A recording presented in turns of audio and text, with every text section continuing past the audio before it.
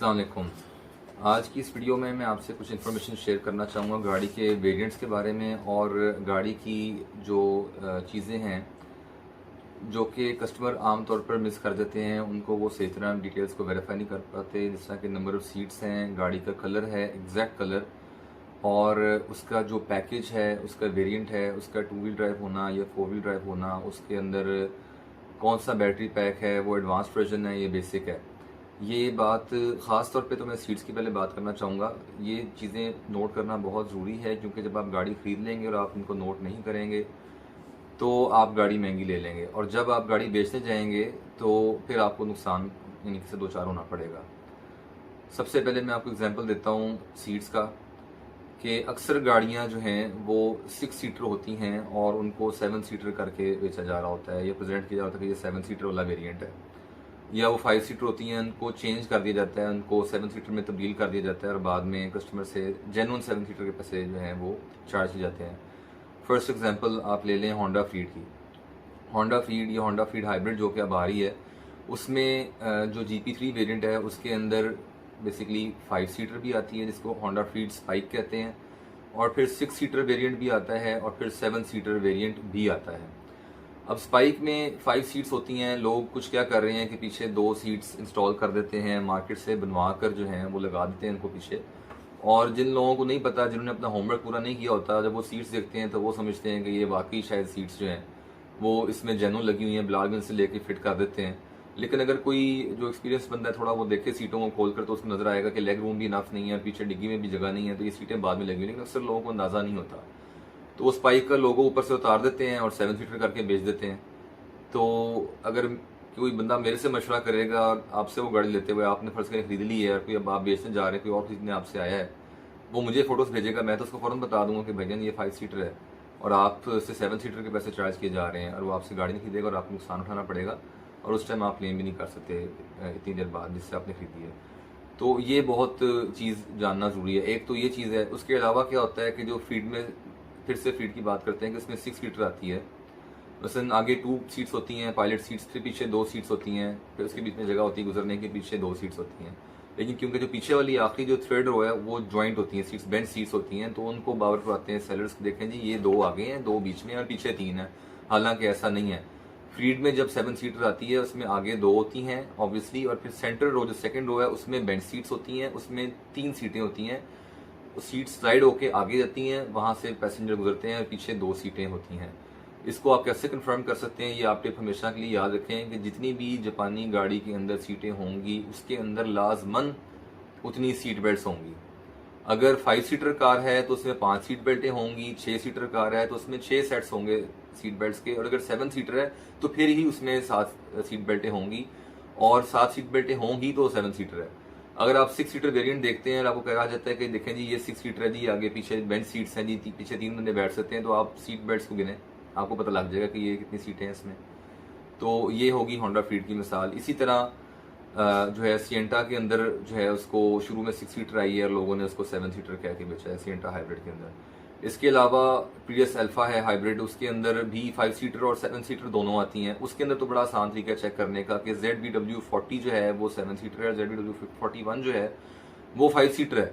हर गाड़ी को चेक करने का तरीका मुख्तलिफ है, लेकिन जो भी गाड़ी, जो मैं बताना चाह रहा हूँ, जो भी गाड़ी आप लेने जाएं आपको टेक्निक पता होनी चाहिए कि आपने इसको कैसे चेक करना है, इसकी नंबर ऑफ सीट्स कितनी है। क्योंकि आमतौर पर जो लोग ये 5 सीटर से जो ऊपर की कैपेसिटी की गाड़ी हैं, लोग इसलिए ले रहे होते हैं कि उनको सीट्स की ज़रूरत होती है और वो उन सीट्स के लिए ही वो गाड़ी के लिए ऑप्ट कर रहे होते हैं। तो हर गाड़ी का तरीका मुख्तलिफ है, आपको अपना रिसर्च करना चाहिए। आप हमें भी कॉन्टैक्ट कर सकते हैं। मैं जो ज़्यादातर कॉमन गाड़ी हैं उनका मैं आपको अभी बता रहा हूँ। तो प्रियस अल्फा में भी पीछे लोग सीटें डाल देते हैं। अब सीटें तो डाल देंगे, लेकिन बात यह है कि वो सीटें अगर डाल भी देंगे तो इतनी यानी कि गैर मेयारी और इतना फजूल काम होगा, क्योंकि उसमें लेग रूम तो बनेगा नहीं, पाँव रखने की जगह तो बनेगी नहीं। वो उसके ऊपर जो है वो पेचों से फिट कर देंगे, और आपको बेसिकली थाइस के लिए जो सपोर्ट मिलेगी वो ज़मीन से तकरीबन कोई 7-8 इंच ऊंची, वो मुश्किल इतनी ऊंची होगी।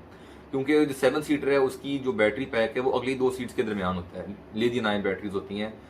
और जो 5 सीटर वाली है, मैं खुद भी यूज़ कर रहा हूँ, उसकी डिग्गी के अंदर बैटरियाँ होती हैं। उन्होंने पिछली 2 सीटें इंस्टॉल करने के लिए टोयोटा वालों ने बैटरियाँ आगे शिफ्ट कर दी हैं आपके सेंटर कंसोल के अंदर, ताकि पीछे जगह बन जाए और सीटें फोल्ड होकर अंदर चली जाती हैं। जब आप बाहर निकालते हैं तो आपके पास लेग रूम और नीचे जगह काफ़ी होती है पैर रखने के लिए। जो 5 सीटर लेंगे उसमें ये ऐसा नहीं होगा। इसी तरह ही जो सबसे बड़ा प्रॉब्लम है वो आती है प्राडो में कि वो 5 सीटर इंपोर्ट कर लेते हैं। 5 सीटर वाले की ड्यूटी भी कम है, 5 सीटर वाले की प्राइस भी जापान में काफ़ी कम है, और फिर यहाँ सीटें फिट करके दो तो आपको दे देते हैं। अच्छा, अब ये है कि जेन्युइन सीटें फिट होती हैं तो उसमें कोई कह सकता है कि भाई ठीक है, अगर वो फिट कर रहे हैं और बता रहे हैं तो फिर उसमें क्या प्रॉब्लम है अगर हमें गाड़ी सस्ती मिल रही है। यही प्रॉब्लम है कि वो आपको बताता कोई नहीं है, बताते नहीं है। अगर आपको बता दें तो फिर ये प्रॉब्लम नहीं है। अगर अपनी मर्जी से आप ले रहे हैं तो ठीक है। कुछ लोग लेदर सीट्स फिट करवा लेते हैं, कुछ लोग फैब्रिक फिट करवाते हैं। उससे प्रॉब्लम्स ये आती हैं कि कलर मैच नहीं करता, वो सीटें यानी कि स्क्रैप में पड़ी होती हैं, वो गंदी होती हैं, अगर कलर मैच नहीं करता, उनको धूप पड़ के या मिट्टी पड़ के या पानी लग के किसी भी डैमेज होती हैं, अक्सर गंदी होती हैं। साफ़ हो भी जाएँ तो कलर इसमें जो है ना बेसिक कोड्स काफ़ी आते हैं इंटीरियर के, वो मैचिंग नहीं होती, फिर उन पर कवर्स चढ़ा देते हैं। बहरहाल अगर आपको बताया जा रहा है तो ठीक है, नहीं बताया जा रहा तो आपको ऑब्वियसली नुकसान का सामना करना पड़ेगा।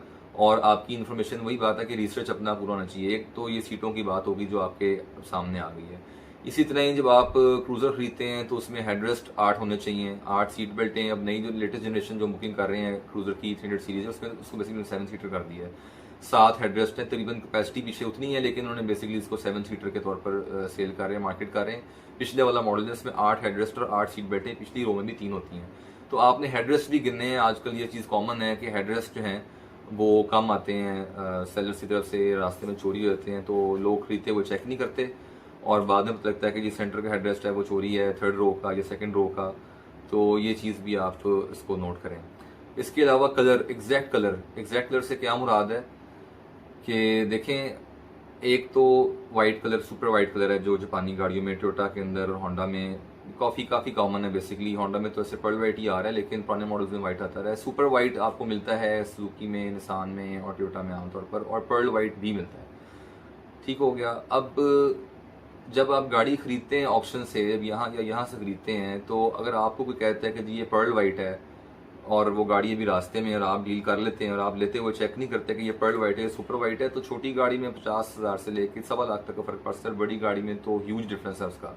बड़ी गाड़ी में तो आमतौर पे लोग सुपर वाइट लेना पसंद ही नहीं करते, मेटालिक कलर मांगते हैं, पर्लेसेंट कलर मांगते हैं। पर्ल कलर जो है वो 5-6 लाख ऑब्वियसली महंगा होगा। अगर आप बेसिकली कह लें दूसरे लफ्जों में कि सुपर वाइट उससे उतनी सस्ती होगी। तो कलर कोड के जरिए जो ऑप्शन शीट पर होता है और गाड़ी के डोर जैम में जो चेसिस की पट्टी होती है उसके ऊपर, स्टिकर के ऊपर कलर कोड लिखा होता है गाड़ी का, उसको आप यानी कि नेट पर जाएं, इंटरनेट पर जाने के बाद आप उसको वहाँ पर गाड़ी की जो ब्रांड है, कंपनी है, अगर टोयोटा है टोयोटा लिखें, टोयोटा उसका कलर कोड है 070 पर्ल वाइट का और 040 सुपर वाइट का। तो आप लिखेंगे टोयोटा 070 स्पेस डाल के फिर लिखें आप पेंट या कलर कोड या टचअप पेंट, तो वहाँ पर एग्जैक्ट लिखा आ जाएगा पहले 2-3 लिंक्स के अंदर ही कि ये पर्ल वाइट है या कौन सा है। जो कि पर्ल वाइट है 070। तो ये आपको पता होना चाहिए कि आप कौन सी गाड़ी ले रहे हैं, ग्रे है या लाइट ग्रे है, गन मेटेलिक है, सिल्वर है, वाइट है या पर्ल वाइट है, ब्लैक है या पर्ल ब्लैक है, मरून है या रेड वाइन है, क्योंकि या टोमेटो रेड है, सिंपल रेड है, चेरी रेड है, क्योंकि इससे कलर की वजह से प्राइस में काफ़ी फ़र्क पड़ता है। और कई दफ़ा ऐसे होता है कि फ़ोटोज़ इस एंगल से या ऐसी लाइटिंग में ली जाती हैं कि लगता है ऐसे है कि गाड़ी पर्ल वाइट है या रेड वाइन है, लेकिन कलर जो है वो दूसरा निकल आता है। बाद में अगर आप एडवांस में गाड़ी बुक करें तो आपको नुकसान उठाना पड़ता है। अगर आपने ऑप्शन से गाड़ी खुद खरीदी तो ऑब्वियसली वापस नहीं हो सकती गाड़ी।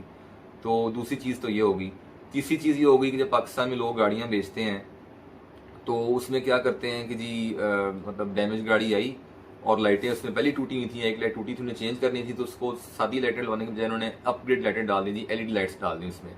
ठीक हो गया। और जब वो उसको बेचते हैं जी 5 साल बाद, तो कहते हैं देखें जी ये एलईडी पैकेज है, जी एलईडी एसएलईडी पैकेज है, मसलन प्रियस का जी एसएलईडी पैकेज है। तो अब जो काम करते हैं, जैसे मुझे मालूम है कि जी प्रियस एसएलईडी जो आती थी 3rd जनरेशन के अंदर, उसके अंदर जब एलईडी लाइट्स होती हैं तो साथ उसमें हेडलाइट वॉशर भी लाजमी होते हैं, उसमें शावर लाजमी होते हैं। ऐसा कभी नहीं टोयोटा ने किया कि एलईडी लाइट्स दी हों और हेडलाइट वॉशर्स ना दिए हों। तो बम्पर में हेडलाइट वॉशर नहीं, एलईडी लाइट्स लगी है, ये कैसे हो गया? ये ऐसे हुआ कि यहाँ पर चेंज की गई है और गाड़ी डैमेज है, उल्टा जो आप प्लस पॉइंट ले रहे हैं वो उसका नेगेटिव ड्रॉबैक है।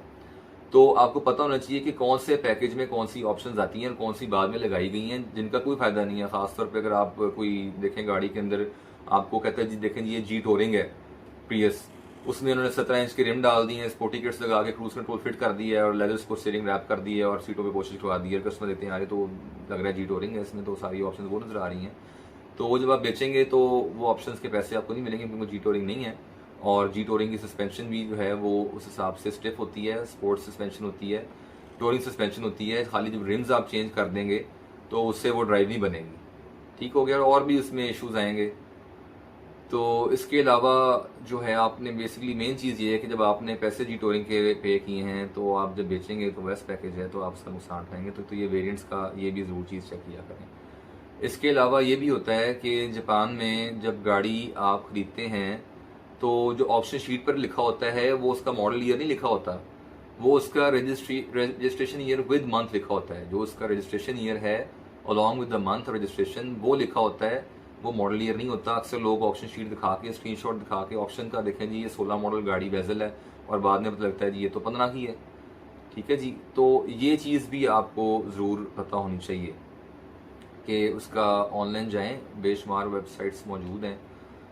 jpcenter.ru/month में अगर आप जाएंगे तो उस पर आप जाते हैं तो आपको पता लग जाएगा कि गाड़ी का यानी कि कौन सा महीना है आमतौर पर और उसका जो है मैन्युफैक्चरिंग ईयर क्या है, ये भी आपको पता होना चाहिए। इसके अलावा जो उसकी माइलेज है, ऑक्शन के अंदर गाड़ियाँ मीटर रिवर्स नहीं आती, लेकिन कुछ गाड़ियाँ उसमें ऐसी होती हैं, बहुत ही रेयर लेकिन होती हैं, जिनके मीटर के अंदर माइलेज में ऑल्ट्रेशन होती है। उसकी क्या वजह है, कई दफ़ा गाड़ियों के मीटर्स ख़राब हो जाते हैं, कई दफ़ा गाड़ियाँ एक्सीडेंट होती हैं तो उनके मीटर काम करने छोड़ देते हैं।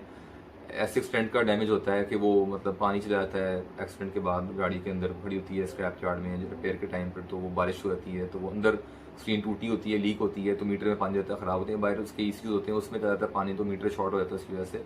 या फिर जो है कोई बंदा वहाँ पर ऐसा काम करता है जापान में गाड़ी बेचने से पहले कि वो मीटर चेंज करवाता है कंपनी से जाके, ताकि उसकी माइलेज शो ना हो, और वो बाद में सेल करते हुए ये कहते हैं कि जी हमने मीटर चेंज करवा दिया, मीटर ख़राब हो गया। हालांकि मीटर ख़राब नहीं होता, गाड़ी बहुत ज़्यादा चली होती है, तो वो मीटर चेंज करके कोई 1.5 लाख के बाद तो वो दोबारा से जो ना माइलेज शुरू होती है, और बेचते वक्त वो 30-40 हज़ार होती है। और वहाँ पर जब कंपनी गाड़ी ऑप्शन करती है तो वो क्या करते हैं कि वो उसकी माइलेज लिखकर तो उसकी ट्रांसलेशन में लिखते हैं कि इसका मीटर रिवर्स्ड है या चेंज्ड है, माइलेज ऑल्टर्ड लिखा होता है। माइलेज ऑल्ट्रेशन के मीटर ऑल्ट्रेशन ऐसे अल्फाज उन्होंने अपनी लिखे होते हैं जापानी लैंग्वेज के अंदर, और लेकिन आपको उसको ट्रांसलेट करना पड़ता है ऑप्शन शीट को। या फिर माइलेज के साथ जहाँ पर किलोमीटर्स लिखा होता है, माइलेज के साथ वहाँ पर उन्होंने स्टार बनाया होता है, एस्ट्रिक बनाया होता है या डॉलर साइन बनाया होता है।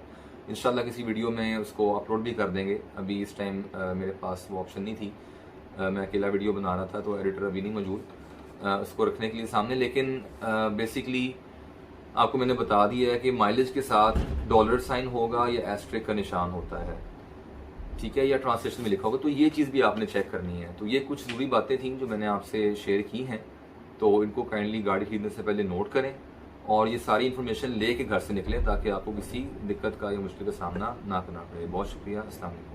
Latest updates, please subscribe our YouTube channel and press the bell icon so you will get all the latest videos updates.